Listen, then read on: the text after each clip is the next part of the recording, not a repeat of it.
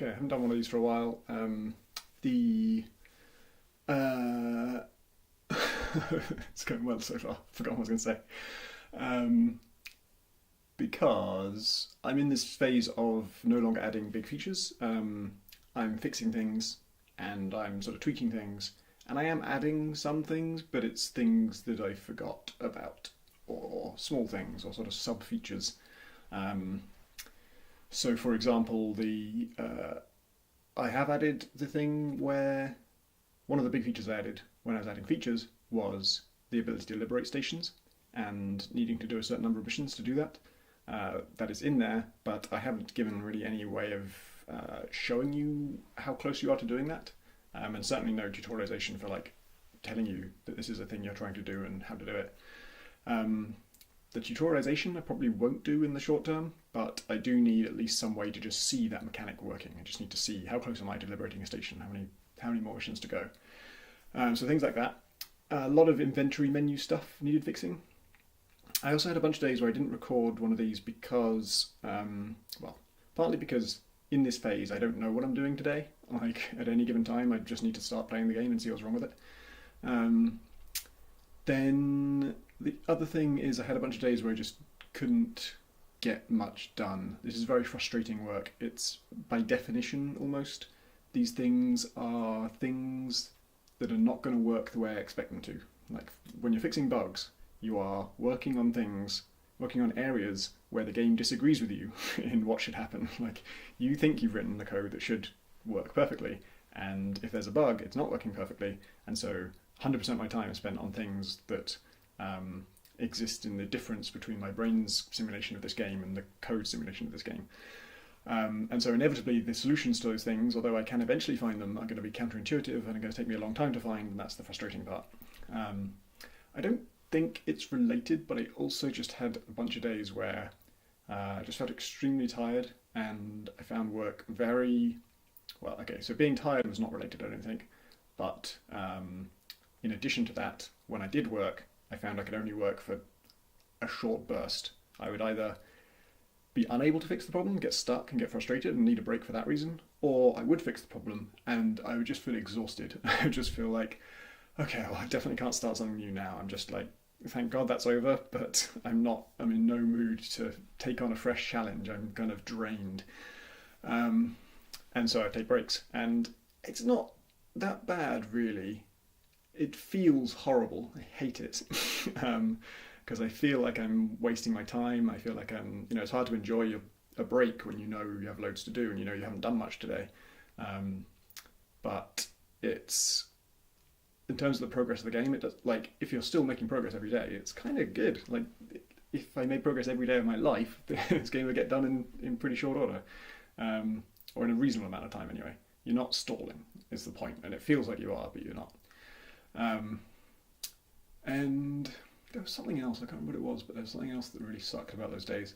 That I think, yeah, I also wasn't keeping up with exercise, which is a thing that is not really related to work, but they're both, particularly when you're not enjoying work, they are both things that you sort of have to force yourself to do, and my energy for forcing myself to do things just drained away, and so I was both not getting work done and also not getting much work done, and also not exercising, and then, all the other obligations and tasks that life involves, felt I had no kind of energy to do those either, and this sort of accentuates itself, what's the word, exacerbates itself, because that makes me feel worthless, and I judge myself by how well I cope with all the things that I need to do, and if I'm failing on all fronts, then I feel really terrible.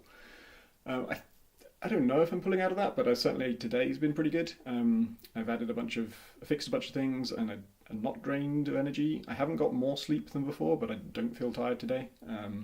And oh yeah, I think another contributing factor is it's winter, and it gets dark really early. The days are never bright; they're always just kind of dim and grey.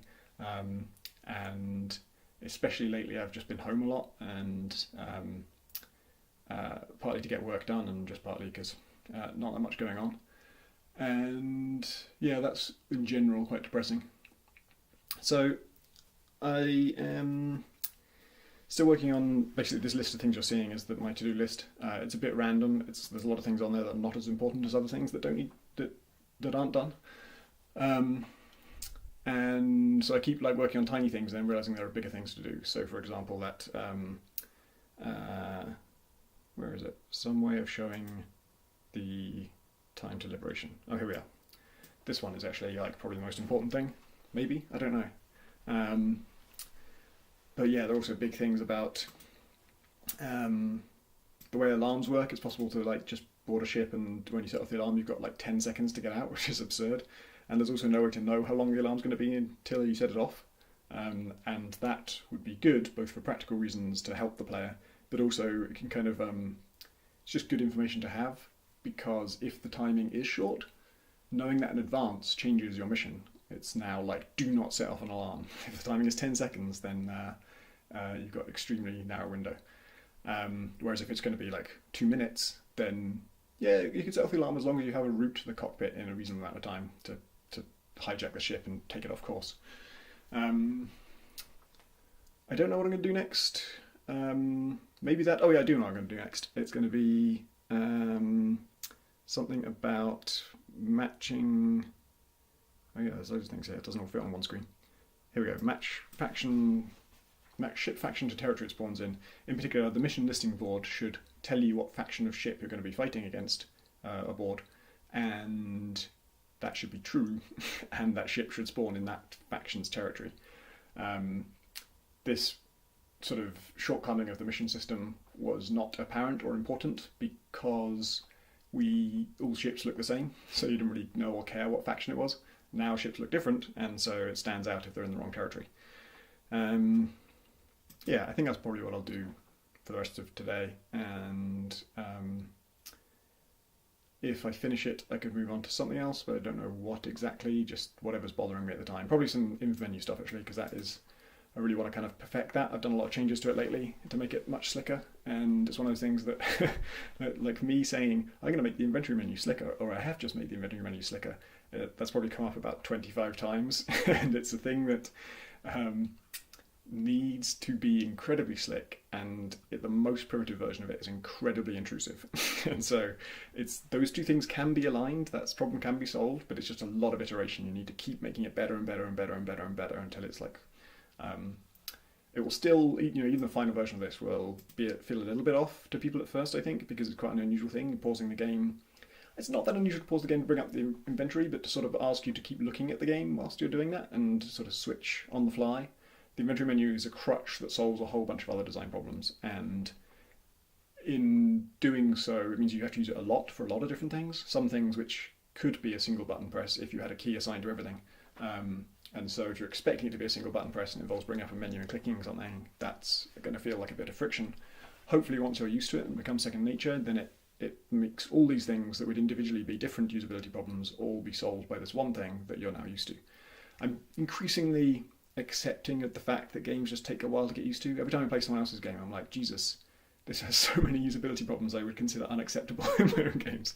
Not that my own games are better at this, but if that was the state of my code right now, I would be fixing that before. I would see it as mandatory to fix that before release. And then you realize, like, popular games are not necessarily super intuitive. There are games out there that are beautiful to learn and incredibly quick to learn, but they are not necessarily the most popular games, and a lot of the most popular games are things like DayZ or Kerbal Space Program or a whole bunch of things that are extremely complex to learn, and some of which do not give you any help in learning them, and people just figure it out. And so I'm okay with there being some things that you just need to figure out. Like, it's just, yep, you're gonna bump on that the first time you try and do it, and it'll take you a little while to learn how it works.